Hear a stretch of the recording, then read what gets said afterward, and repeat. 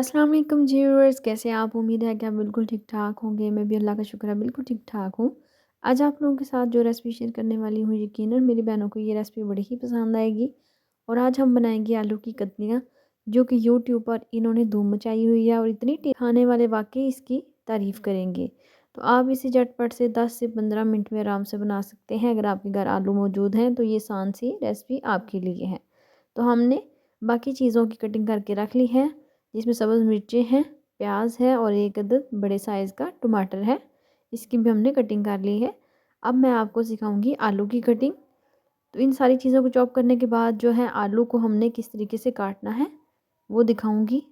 आपने आलू को थोड़ा मोटा मोटा सा काटना है। जब भी कतलियाँ बनाएं तो आलू की थोड़ी सी मोटाई होनी चाहिए, नहीं तो वो अच्छी नहीं बनेगी और मिक्स हो जाएंगी ज़्यादा।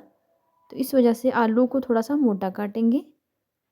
इस तरीके से हमने आलू को काट लेना है। आलू इतना मोटा लाजमी होना चाहिए। तो बाकी आलू जो है वो भी हम इसी तरीके से काट लेंगे।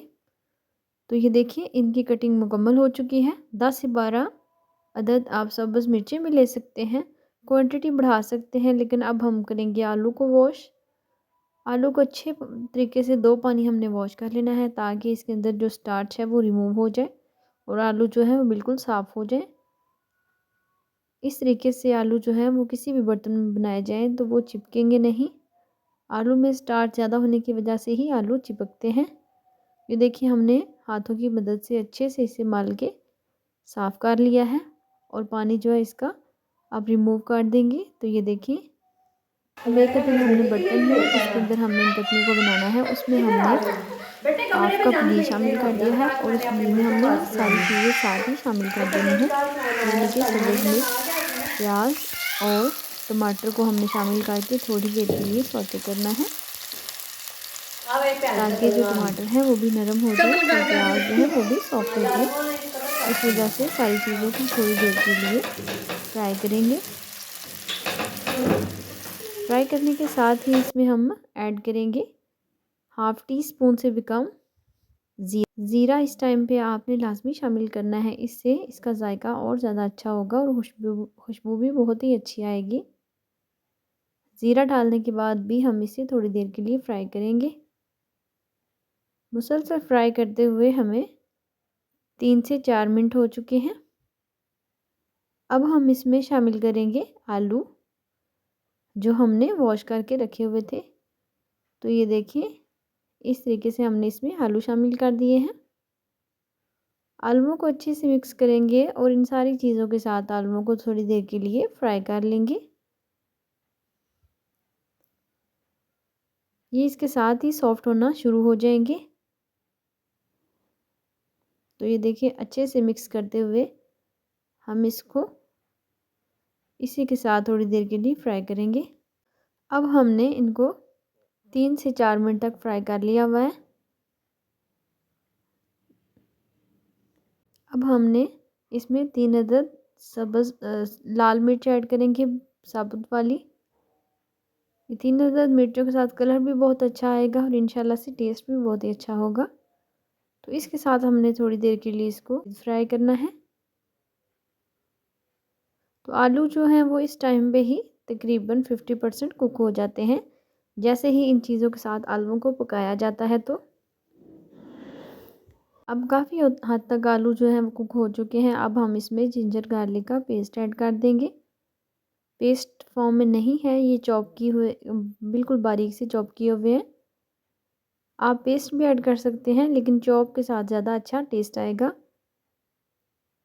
ये हमने अदरक और लहसुन को बिल्कुल बारीक बारीक सा चॉप कर लिया हुआ है। इसे ऐड करने के बाद थोड़ी देर के लिए फ्राई करेंगे, ताकि इसके अंदर जो बिल्कुल भी ख़त्म हो जाए। इस वजह से हम इसे थोड़ी देर के लिए फ्राई कर लेंगे।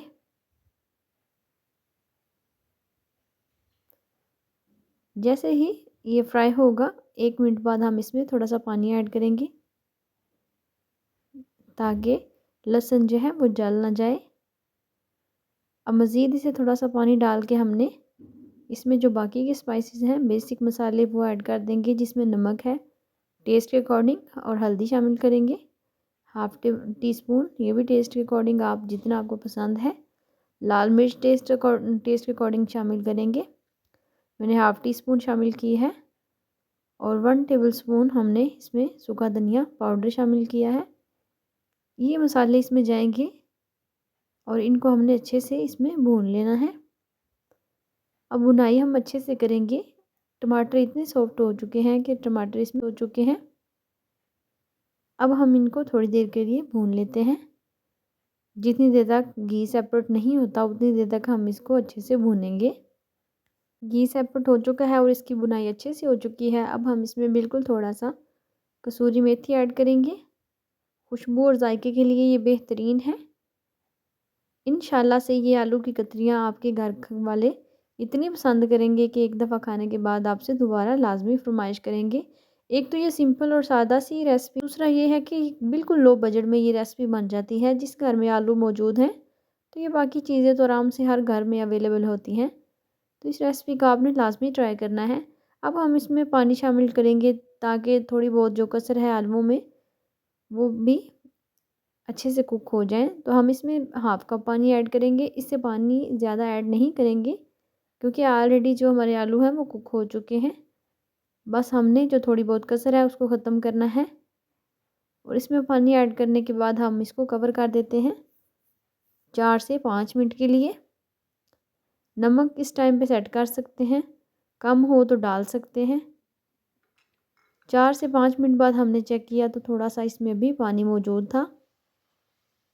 मज़ीद हमने इसे 1 से 2 मिनट देने हैं। पानी बिल्कुल ड्राई हो चुका है और इसमें जो फाइनल चीज़ है वो है सब्ज़ धनिया। इसके साथ इसका जायका जो है वो डबल हो जाता है। सब्ज़ धनिया ऐड करने के बाद इसे मिक्स कर लेंगे और फ्लेम को ऑफ़ कर देंगे।